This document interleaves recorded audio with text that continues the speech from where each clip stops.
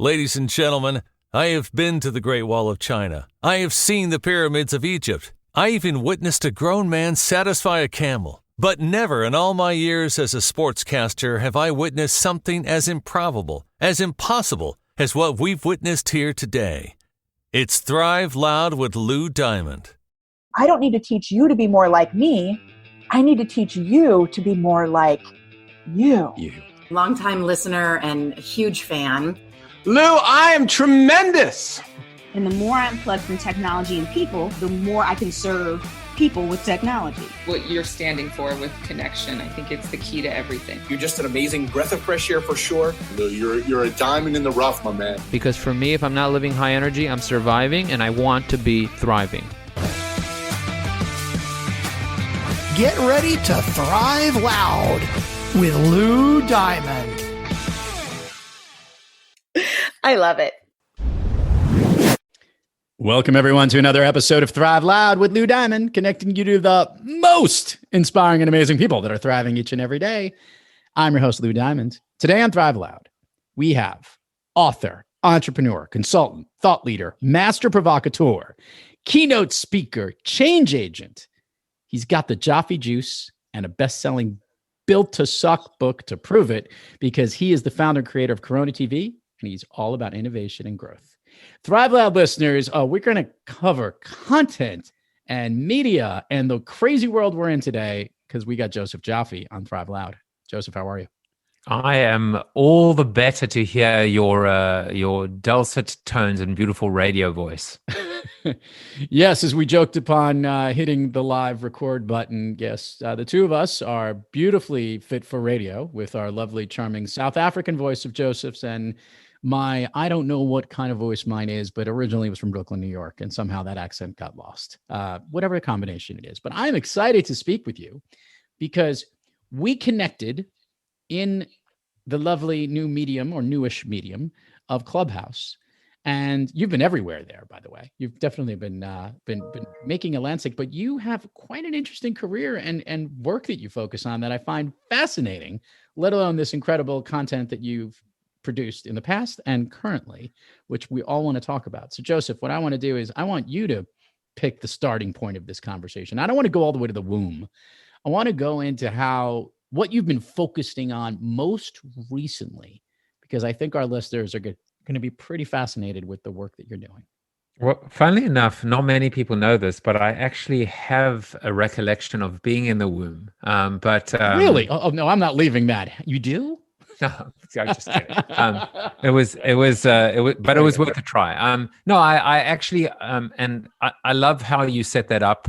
I have a very immediate response, which is I use The Walking Dead as the analogy, which is, like before the pandemic, Negan was, I don't know if he actually was, but let's just assume he was a school teacher or a toll booth operator. And then post-pandemic, he is, the leader of a bloodthirsty gang and cult. So for me, I think that, this should be that moment in time. Before this pandemic, we lived, we were one thing, and then after we were something else for the most part. Before the pandemic, 5-time author, keynote speaker, everything that you read in the bio. But after the pandemic, and it was very personal for me. I was almost a year ago to the day, I was in South Africa visiting my mom, who hasn't been well, but thankfully she's doing okay. And I get a call just before I meant to start giving a keynote speech. It's my wife letting me know that she had COVID. And imagine March 11th, like March 10th, actually. And you're like, we don't know what the hell's going on with this thing yet. I flew back the next day, went into quarantine, and just watched every single speaking engagement get canceled, every consulting engagement just get canceled. I'm isolated in another room in the house, and just looking at the fact that the cupboard is bare. And I don't even remember what the spark was, the catalyst, the inspiration. But as I've recalled, I just did what came naturally to me, which is create content and try and help people, including myself. And so I started a Facebook Live, which became Zoom, which became StreamYard, which became an interview-based show, which became CoronaTV. And I've done it literally every single weekday and sometimes on Sundays 220 plus interviews Wow. later, a show about hope, positivity, and optimism that has literally changed my life for the better. And so that's where I want to start, which is, this pivot that has, taken me on a completely different path. If you were to ask me now to say, Joe, introduce yourself, what do you do for a living? And you can only say like one thing, and I would say, I am the showrunner and the host of CoronaTV. And that is just, it blows my mind after, my entire marketing career and everything I've done, that this is where I want to hang my hat. I like that this is where we're starting. Beforehand, I want to do a little check-in. And how was your wife through COVID? And is she okay now? Was it a bad case? Everything okay? No, she was thankfully fine. But she still has not fully regained her sense of smell and taste. Interestingly enough. But yeah, she was very lucky, and it was. And this is life. I mean, this is fate. I left to go see my mom, as I was telling you in the story, and there was a birthday party, a 40th birthday party, and in Westport, which became a super spreader event without anyone knowing it. Yeah. And literally every single one of my friends and family members pretty much got it. The only person that didn't was me. And I just think to myself, so why did I mention that? I mentioned that for two reasons. One, they were able to help each other through it. So they created an amazing support structure through WhatsApp and, an iMessage, being able to just ping each other in terms of what are you feeling, and it's day 3 and day 7 and symptoms, etc. But for me, I think to myself, was I spared? Like I was not meant to be here. I was not meant to be a part of that. And so I've taken everything that has happened to me, good, bad, and ugly, as very fatalistic, or at least, I have to believe things happen for a reason. If they don't, this world would be a very, very lonely place. I love the aspect of positivity that you have been making sure you captured throughout this whole year and change. And what's really interesting is I'm likening it to the Holderness family. Are you familiar with them? Do you know Kim and Penn? Do you know they do like song parodies of everything, and they did 156 videos, I believe. It was almost every other day, a new video, a new song, or whatever it was, all through Corona. And it was mostly to hit it upon humor, to keep people going through it, because everybody was going through the same type of thing, whether it was washing your hands, getting toilet paper, or whatever craziness everyone was going through. And I think it was really important, because I believe that probably for the first time in a long time, social media was actually getting a positive view, and your positivity around what it was doing, and helping to either, like you said, connect those who were suffering in your town, to provide positivity and messaging like you're doing CoronaTV, laughter, whatever it might be, versus all the bad stuff that obviously would soon happen. Do you agree with that? I do agree with that, and I think there's no doubt that that Clubhouse has played a huge role. And I'll come back to it. I'll come back to your question, but also, one of the questions that I've been posing and have been posed to, which is, would Clubhouse have risen and grown the way it did without the pandemic? And the answer to that is unequivocally no. However, would Clubhouse and social audio have risen? And, as Victor Hugo said, there is nothing as powerful as an idea as time has come. Again, I would say absolutely, because there's something phenomenal happening. But given all the negativity, and by the way, even within Clubhouse, as you no doubt know, there is always going to be the seedy underbelly of charlatans, yes, hustlers, and fly-by-nights. But the fact is, I think people, I'll give you just one just small analogy or story.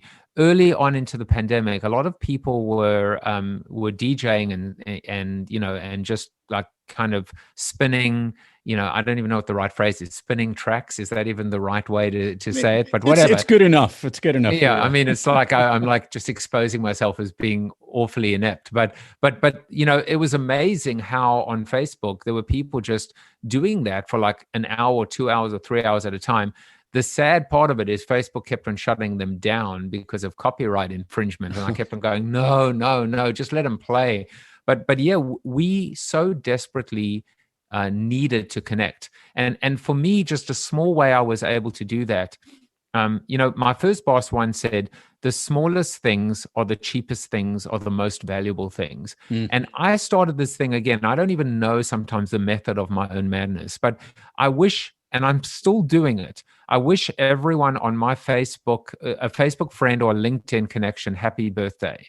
So that's part of the preamble of my show. And happy birthday. And most of the people I don't know, I have 21,000 connections on LinkedIn. I honestly don't know 20,000 of them. I mean, I just accept everyone because it's part of what I do. I'm not but just wishing them happy birthday and just seeing their responses sometimes. It's like, thank you so much. This made my day. Something so small. And social media has played this, it is the asynchronous intimacy that comes from being able to build a connection or a relationship with someone you've never met and may never meet. Yep. It's interesting. I'm in complete agreement with you about the Clubhouse piece that what's happened here is something unprecedented in time. The speed of everything has always been amplified in business and in life, just because technology continues to move us forward at a pace that we just can't keep up with. But when we hit the pause button, it was like taking a freight train going 400 million miles an hour and then hitting stop, and then to see what would happen inside of that train, all the damage, all the things. And what's happened is, yes, certain things came to a stop, but now as the train is starting to move forward again, it completely reshifted timelines and perspective of many different industries, products, initiatives. Let's just talk about what the real estate market looks like right now as people are vacating large cities and going to the suburbs. You look at the way that, you're 100% right. The Clubhouse platform never would have gotten the activity it did because there weren't any in-person events. And it's bringing us all these questions of, okay, well, what's going to stick after we've all been vaccinated and we start to slowly move out of this pandemic? And let's talk to somebody who's been involved with something that he's hoping probably doesn't stick. Let's talk about that. CoronaTV, when eventually the virus has dissipated to a level that hopefully is not at pandemic levels. What are your thoughts about moving forward in what you've been doing, what's staying and what's going? Yeah, so great question. And the first thing is, when I started this, I heard it was just a great coincidence. I was helping out a panel on streaming, and I was really the newbie. And someone who'd been doing this for years and years and years, they said, I want to give people advice out there. If you're thinking of doing live streaming, live video streaming, if you're not prepared to commit to this for 2 years without any, hesitation or wavering whatsoever, then stop now. And that, for me, just actually took a huge weight off my shoulders, which is like, instead of putting so much pressure on myself to have to deliver and succeed and grow and do all of these things, I thought to myself, well, you know what? Year one, let me just focus on getting my art, my craft right. And then year two, I can focus on growth. What actually happened was something completely different. Year one, I reinvented myself. Year two, I'm going to reinvent the variety show. So the new positioning of the show is a variety show for the streaming era. So I call it WWCD. What would Carson do? If Johnny Carson was starting or running the Tonight Show, what would stay and what would go? Funnily enough, exactly as you phrase it. Now, what is going is the name. Why? I didn't want it to. I was attached to it. I was like a typical entrepreneur or creative that didn't want to admit that his baby was ugly or give up the baby for adoption. And a good friend and an incredible senior marketer, best-selling author as well. He and I were catching up on Zoom, and he said, "You realize the name of your show is to change." And I said, "But really, does it though? Because Corona is a beer, and actually Corona is a crown, and it's light, and this is light." He said, I think his words were, "Dude, it's like calling your show 9/11 TV." And there was just silence. And I said, I just dropped my head and I went, okay. And I realized that people are going to want to put the word into their rear view mirror at some point and saying, don't let the door hit you on the way out. And so I've been beginning the process of pivoting the pivot. Yes. Well, and that's actually one of the things that, I had an issue, Joseph, with the word pivot. I played basketball in high school, and pivot is you have a pivot foot. One is planted to the ground and it kind of spins on that axis. And that technically is you're pivoting in different directions, but you're not moving anywhere.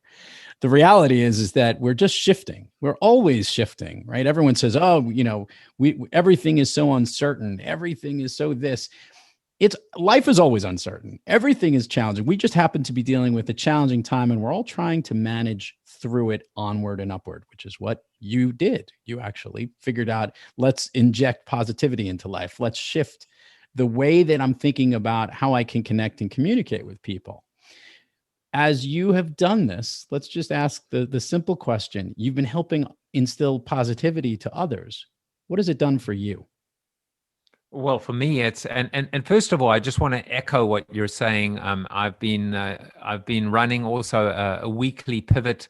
I call it Pivot Your Career, Brand, and Life in Clubhouse. And one of the common themes has been: is it a shift or is it a pivot? That basketball analogy has come into play.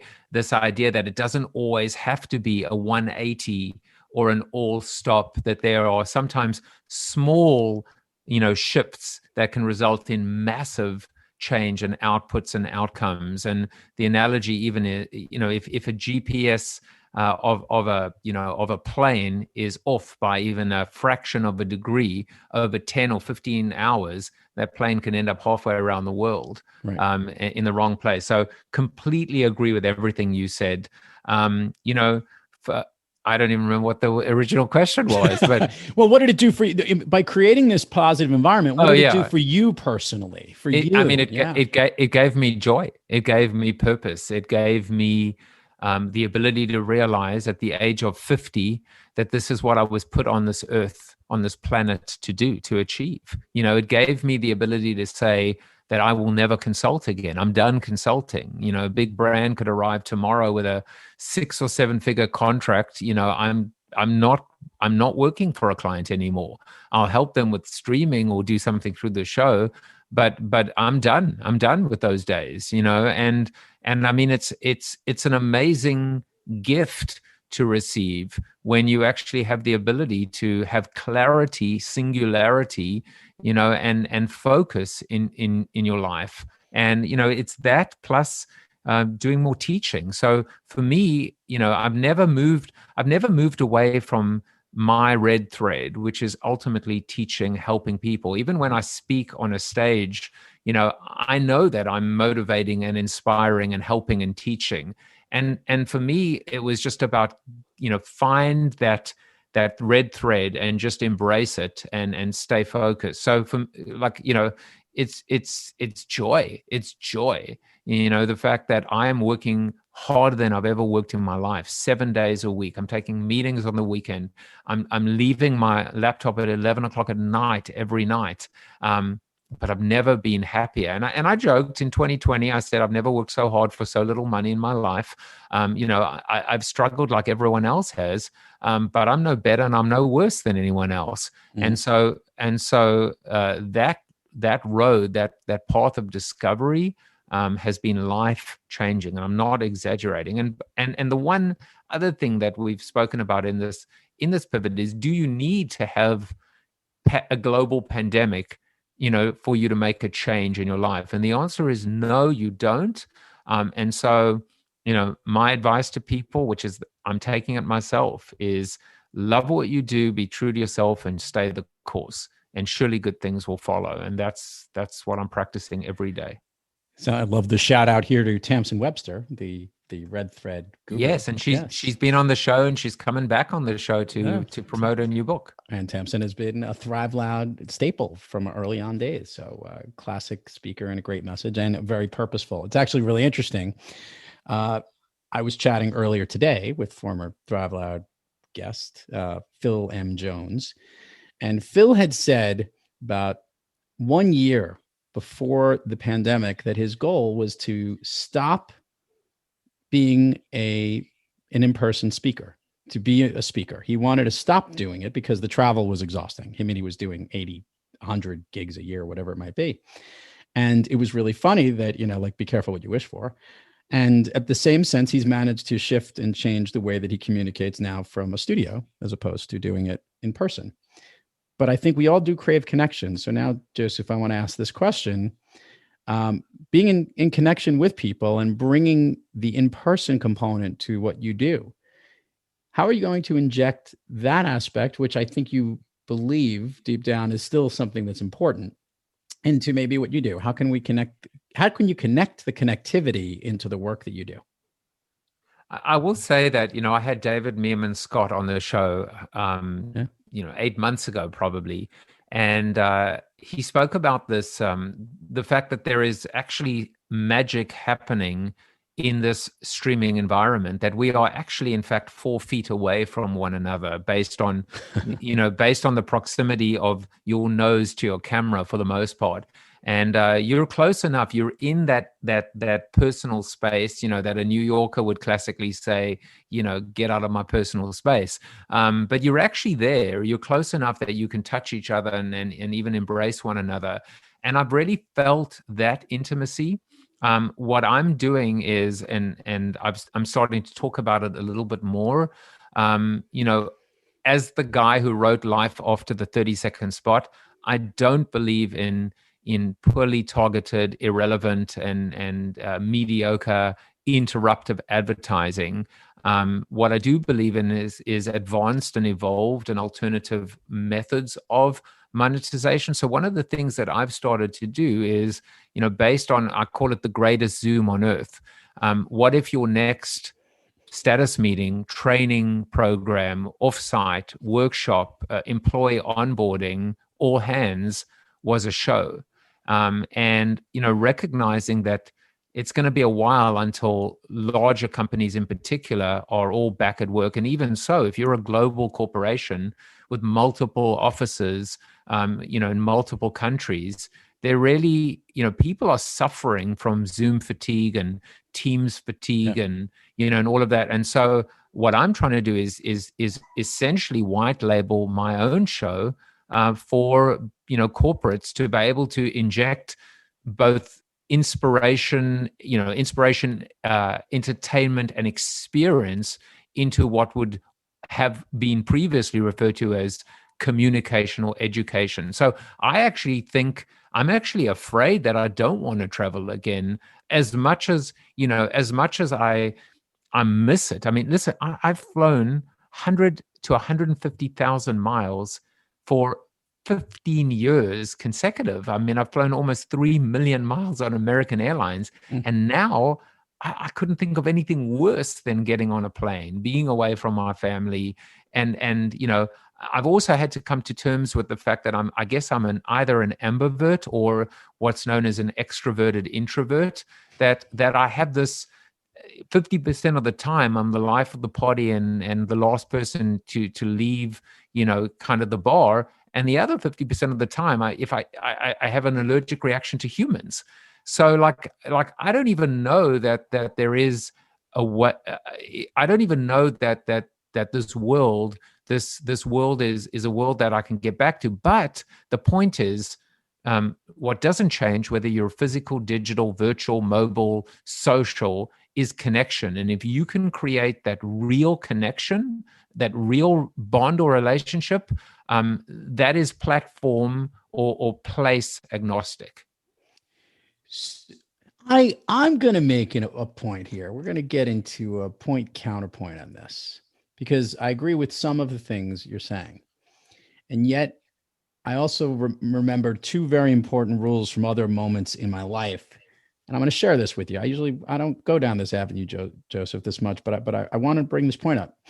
After 9/11, I heard people say, and I was there, right. I literally was at the Trade Center, and I heard people say, "I'm never going to fly a plane again." I heard people say, "I'm never going to live downtown again. It's never going to come back to life with all of this. What's the world going to be?"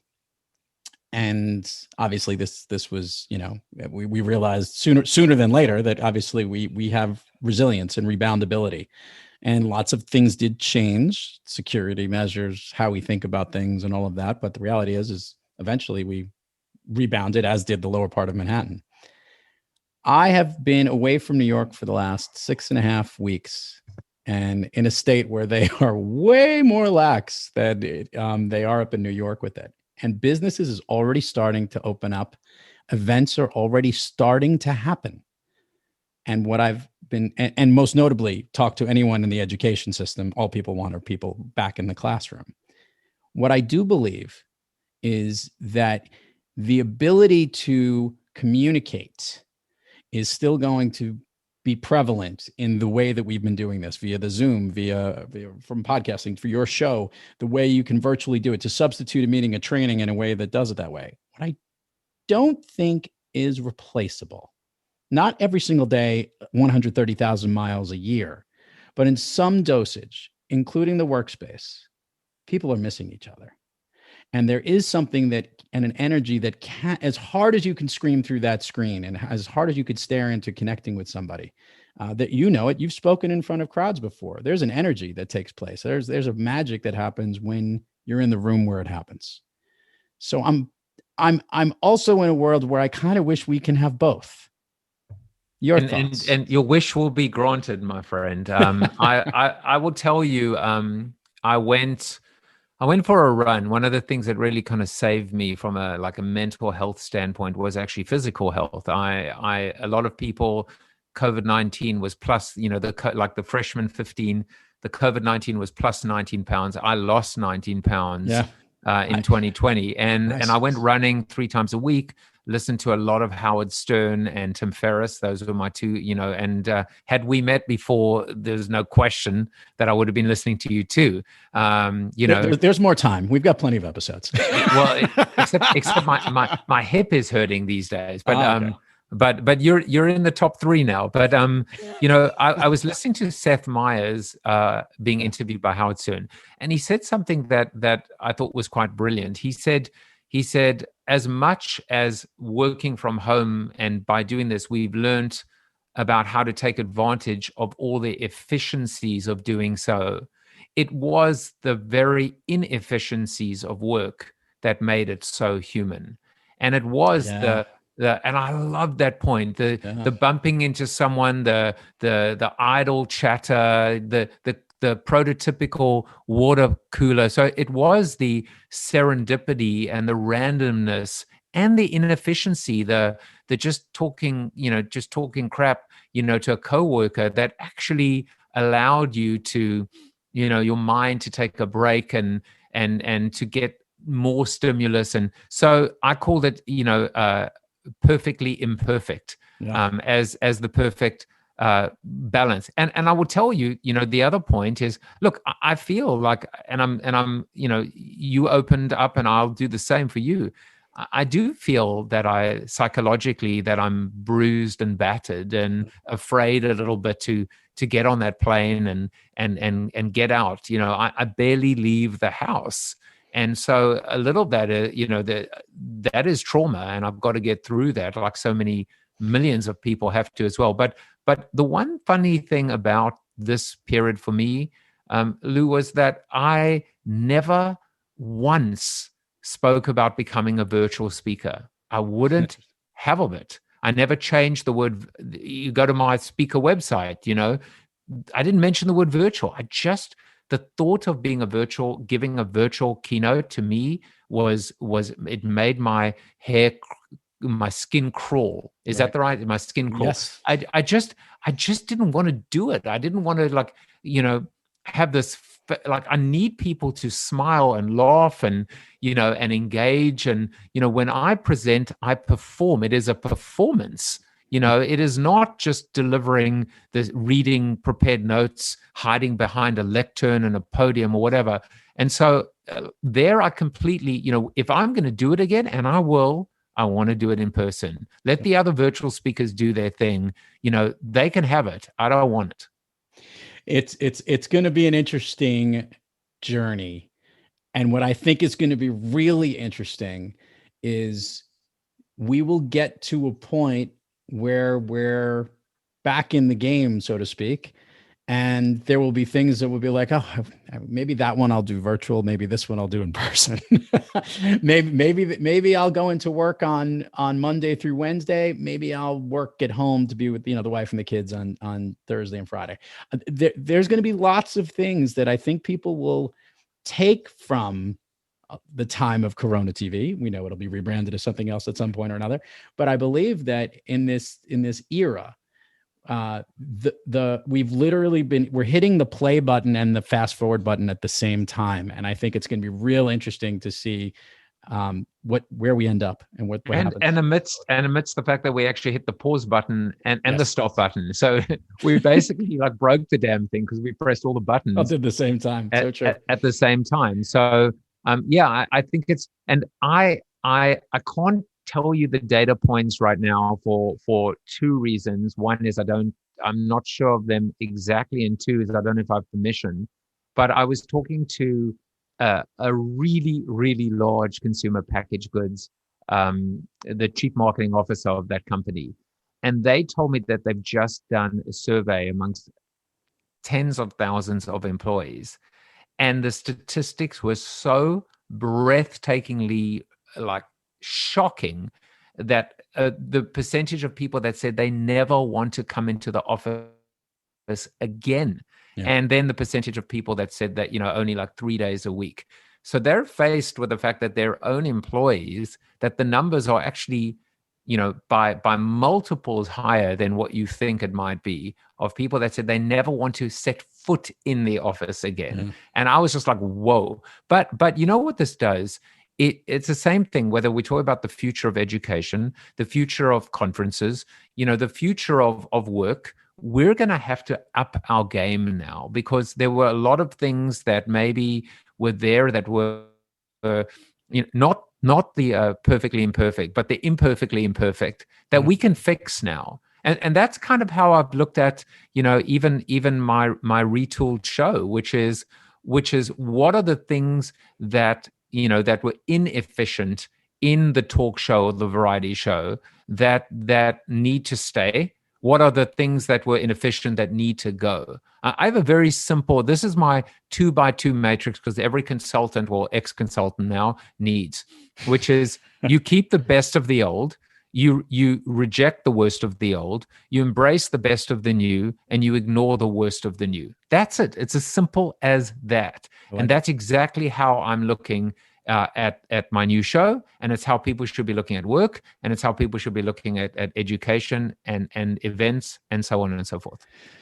We are here with the amazing Joseph Jaffe, and who is thriving in his life, his business, his passion, his direction. And what I love to ask guests on this program, Joseph, is that obviously on most days, even in the most troubling times, you found ways to thrive. But yet we all have days when we're not quite kicking on all cylinders. Joseph Jaffe, when you have trouble thriving, who or what practice do you seek out to get yourself back on the thriving track? It is a combination of red wine and now my Peloton. Nice. I know. I have to find you. We'll share each other afterwards. We won't share it. No, I'm telling your listeners now, follow me on Peloton, and I even do video chat at Jaffe Juice on Peloton. By the way, when people say like, what would your plug be? I'll be like, who cares about all the other stuff? Follow me on Peloton. That's the number one. But you know what? But it is physical health that impacts and affects mental health. Yep. The other thing is to be very candid with you. It's something I've learned through this process is I lean into it. I lean into this heaviness. I don't fight it. I just say, let it overcome me. And I have I'll share something I once heard, which is, they say the optimist sees the glass half full, the pessimist sees things half empty. And then I heard once, no, a real optimist is when the glass is completely empty and even a little cracked, believes that not only it will be full once again one day, but it will be overflowing. Yeah. And so I have the faith that it will be okay. But instead of denying it or repressing it, or fighting it. I just give into it, and I say, you know what, I'm just having a bad day, and hopefully tomorrow or later will be better. Love it. Let's do the admin part of the show. Joseph, share with the listeners all the places people can find you, Corona TV, the Jaffe Juice, everything you got going on. We will put it all in the show notes, but it gets way more engagement when they hear it from you. So thank you for that. And that's another thing I've learned is like people express gratitude when I plug them on my show and they say thank you. So I'm thanking you for the opportunity to be on your show and to do that. I've tried to collect and collapse a lot of my links on Linktree. So it's basically the easy way to find it is just linktree.com /Jaffe Juice. For the most part, I'm at Jaffe Juice on everything, which includes includes every social media platform. It includes, as you now know, Peloton, and these days I even have a creator coin now. So I have my own branded cryptocurrency called a Jaffe, and so now I tell people, you can a Jaffe for my thoughts. That it's great building this new creator economy and not only helping myself monetize my content, but also helping other creators. So that would be my links. And above everything, I just tell people, it's the same thing for you as a creator. Just give Corona TV a try. Give it a sample. It's free. It is my life's work. It is the work of my life. And it is something that I just feel so passionate about, and that would make me tremendously happy to listen to it and to watch it, and if people like it, to subscribe. Thrival listeners need to know that I just followed Jaffe Juice on Peloton while we were here recording this episode, and man, he's dedicated. And but we will definitely make sure everybody gets there. Oh, you on the other hand, my friend, I think we're going to have a conversation. Well, I've been traveling. I'm not at home. I can only go a couple of days a week now because I'm only allowed certain hours into a fitness center where they allow. That's true. Can I say, by the way, you truly are the consummate, I'm going to have to mention this when you come on my show, but you are the consummate branding connoisseur. Your logo and your essentially your avatar and profile is Thrive Loud on Peloton with the right logo, yes, and the hashtag Let's Thrive Together. I think I'm going to have to join. I'm going to have to forget about Team Wilpers. I'm going to have to become Let's Thrive Together. That's going to be my new hashtag. Anyone who is not a Peloton user, either become one, or those who are inquiring, you can go look it up and do some search on some Google engine. And you'll figure out what we were just use our code. No, I'm just kidding. There's no exactly. Code. Okay, Joseph Jaffe, permission to go down Fun Street with me here on Thrive Loud.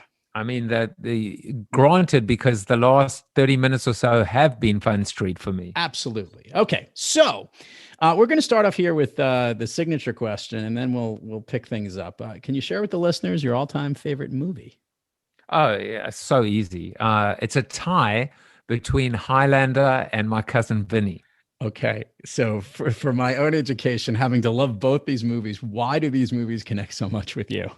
I mean, Highlander was just this movie. There can be only one. I mean, it's just like it was fantasy. It was just it was just a story that just captured my heart forevermore. And Sean Connery was in it, and Clancy Brown, who am I, just the mighty Kurgan. To this day, I see him even on Billions, and I go, nope, you're the Kurgan.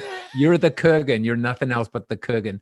And then My Cousin Vinny, I mean, this movie was just magic. It was chemistry. It was dynamic. I can quote elements of like verbatims from the movie, and it was just, I mean, I'm sure there's something much deeper in terms of why the story, but I sometimes just like to yield to a great piece of entertainment and just embrace it.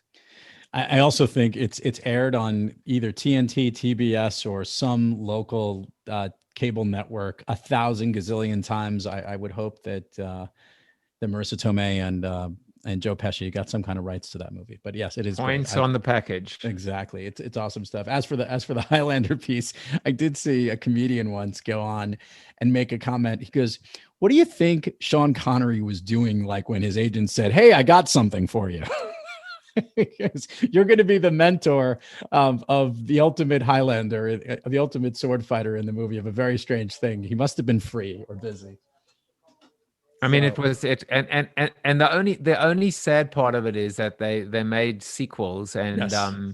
and you know, as they say, the sequel is never as good as the original, and boy oh boy did that one prove the point. So with this, here's how we do the speed round of Fun Street. Okay, I am going to ask you something, a question. The first thing that comes to your mind is what I'm looking for. These are things that make you feel good, lift you up, motivate you, make you thrive. Okay, you ready? Sure. A song that you love to hear or that pumps you up. Ooh, there's so many, but I was gonna say my favorite song is "Who Wants to Live Forever," but that's not a song that pumps me up. It would have to be one of my favorite songs, "Kool and the Gang Celebrate." Ah, nice. A favorite food that's not a dessert.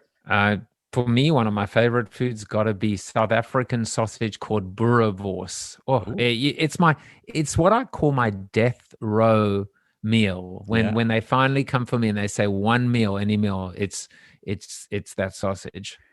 A favorite dessert. It's a tie between key lime pie and carrot cake. Oh, you'd be like me and my wife ordering our desserts. An activity you wish you did more of? Ooh, activity I wish I did more of would probably be exercise where I don't get injured, because I mean, sadly, growing older has meant that this body just does not work like the mind works. Okay. An activity you wish you did less of? Sleep. I mean, I wish I could function on less sleep. I wish there was a pill that would allow me to not waste a third of my life just sleeping. Oh, it's inefficient. I got you. Inefficient. I like sleeping though. It's fun. If I could snap my fingers and you could be anywhere in the world, Joseph Jaffe, where are you? Again, a tie would be with you having a drink to prove that we need to get back in person, but without question. And I've just booked my flight to go see my mom, nice. Return to the scene of the crime. So all things being equal, in May, I will be back in Cape Town. So I'd prefer not to have to fly there, but if I could just click those fingers and teleport, that's where I'd want to be. Bonus question for Joseph Jaffe to wrap up the show. If you could rank your 3 favorite Peloton instructors. I'm just going to get totally into trouble by.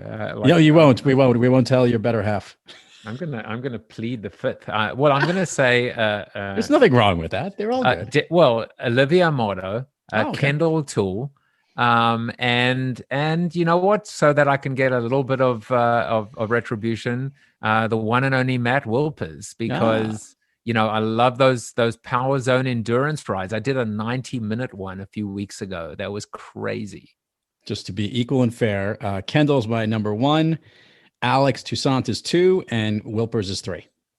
And Kendall will literally kick the shit out of you if you have to do a 20-minute HIIT class with her, because she's they actually all will, and it's amazing. I guess I would have to rephrase. I'd say the smaller they come, the harder I fall, because they are just they're just power, and just kudos to every one of those instructors. Male, female, and and non-binary and whatever, because it is that's fitness. I always admire and love and respect people that can be exercising and sweating and having a conversation with me with a smile on their face, where I'm just swearing at them and cursing at them. Joseph Jaffe, truly a pleasure. CoronaTV, the Jaffe juice, everywhere you are, continue doing what you're doing. You are truly embodying what Thrive Loud is all about, and keep doing it each and every day, my friend. I love what you're doing. And, you know, when I wrote Built to Suck, you know, I basically said we're all in the survival business, whether we like it or not, whether we know it or not. But the whole idea behind the book is, I call it from survival to thrival, which is how do you get from just living to fight another day to living every day as if it was your only day, as if it was your last day. And that is the real goal, whether you are a brand or whether you are a human being or a human being that works at a brand. It's to get to thrival, which is growth, right? Growth is not just market share and top line and bottom line.